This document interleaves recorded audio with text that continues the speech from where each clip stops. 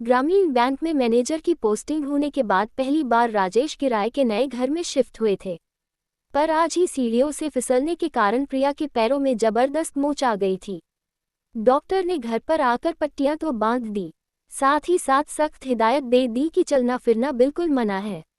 एक सप्ताह पहले आए नए घर के आसपास कोई जान पहचान के लोग भी नहीं थे। ये तो बहुत अच्छी बात रही कि पिछले कुछ दिनों में प्रिया ने किचन के साथ साथ पूरे घर को व्यवस्थित कर लिया था।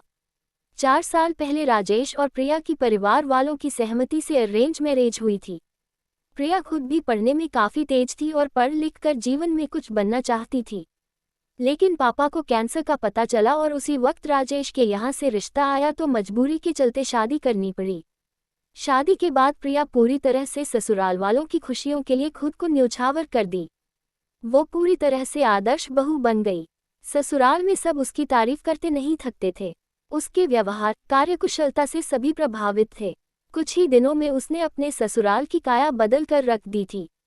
पहले हर चीज जैसे तैसे होती थी, अब हर चीज साफ सुथरी और व्यवस्थित रहने लगी। खाना भी वो बड़े जतन से बनाती थी। हर लोग उसके बनाए लजीज खाने की खूब तारीफ करते, सिवाय उसके पति राजेश के। राजेश को जरा भी खाने में नमक कम या ज्यादा लगता या मसाला कम होता तो वो एक कोर खाना खाकर छोड़ देता था। परसों खीर में थोड़ी चीनी कम क्या हुई, प्रिया के लाख मिन्नतों के बाद भी उसने खाने को दोबारा हाथ तक नहीं लगाया। सबसे ज्यादा राजेश को मटर पनीर पसंद थी।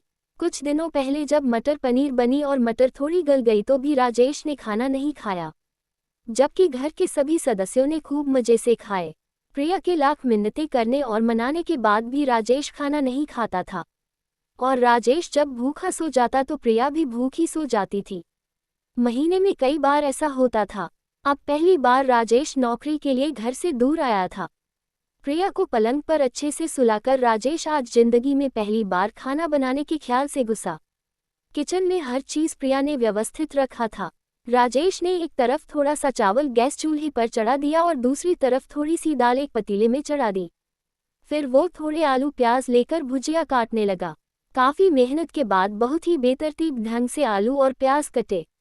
उसे आभास होने लगा था खाना बनाने में बहुत मेहनत लगती है। 2 घंटे की मेहनत के बाद उसने किसी तरह खाना बनाने में सफलता पाई।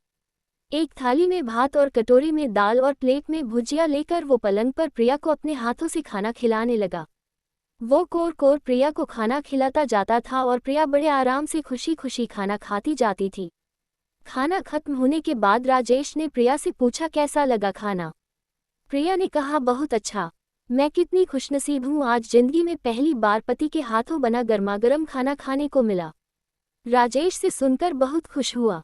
आखिर 2 घंटे कड़ी मेहनत करके उसने खाना बनाया था। खाने की तारीफ सुनकर वह फूला न समाया। उसे लगा उसकी मेहनत सफल रही। प्रिया को खाना खिलाने के बाद वो खुद खाना खाने बैठा। उसे जोरों की भूख लगी थी। दाल भात मिलाकर थोड़ी भुजिया का कोर बनाकर जैसे ही मुंह में डालकर राजेश ने चबाना शुरू किया। तेजी से वाश बेसिन की तरफ दौड़ा और मुंह का सारा खाना वाश बेसिन में उगल दिया। चावल कच्चा पक्का था, दाल में नमक बहुत ज्यादा था, भुजिया भी कच्चा था। ऐसा घटिया खाना प्रिया ने बिना कोई शिकायत के खा लिया, सिर्फ इसलिए कि मैंने इतनी मेहनत से बनाया था। छोटी छोटी बात पर पिछले सारे खाना न खाने वाले वक्त की उसे याद आने लगी। उसके दोनों आंखों से आंसू निकल पड़े। अपने बनाए जिस खाने को वो एक कोर भी न खा सका।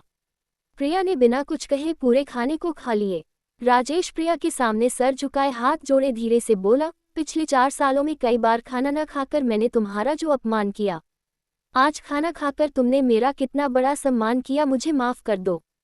प्रिया ने मुस्कुराते हुए कहा, दूध गर्म कर चूड़ा के साथ आज खा लीजिए। 1-2 दिनों में मैं ठीक हो जाऊंगी, फिर आपको कभी शिकायत का मौका नहीं मिलेगा। इसके बाद कोई भी ऐसा वक्त नहीं आया जब प्रिया का बनाया खाना राजेश ने खुशी खुशी न खाया हो। एक बार खाना बनाने में लगी मेहनत ने राजेश को पत्नी का सम्मान करना सीख गया था। पोस्ट अच्छी लगे तो चैनल को सब्सक्राइब जरूर करें। नमस्कार।